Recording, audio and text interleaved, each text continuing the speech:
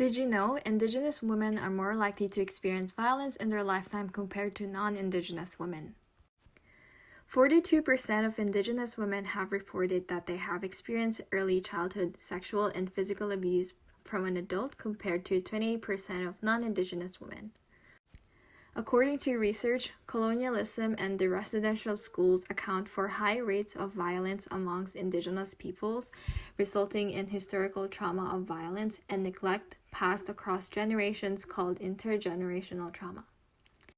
Meet Nivea. She's an 18-year-old Indigenous woman who would like to finish her studies at the University of Manitoba to become a registered nurse.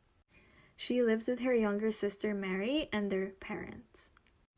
Nevea's parents witnessed and experienced violence in residential schools, so they didn't have any role models growing up.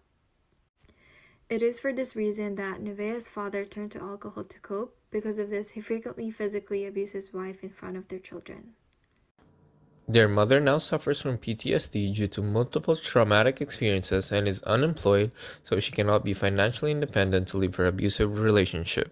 Factors such as the social determinants of health, like poverty and lack of access to resources, have contributed to poor education and social injustice among Indigenous people. Because of this, on top of the violence that she witnesses in her family, Nevea is more likely to experience violence in the future, and the cycle of intergenerational trauma would continue.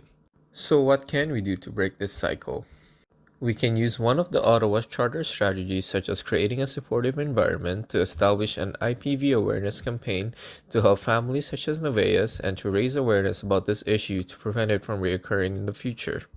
One of the programs this campaign can offer is to facilitate support groups for these victims led by lived experience individuals for social support. We can promote awareness by utilizing technology such as social media platforms to inform the community about this ongoing issue. Empowering the victims of IPV and being aware of this issue can help break this cycle of intergenerational trauma. So what are you waiting for? Let's do our part to fight against violence.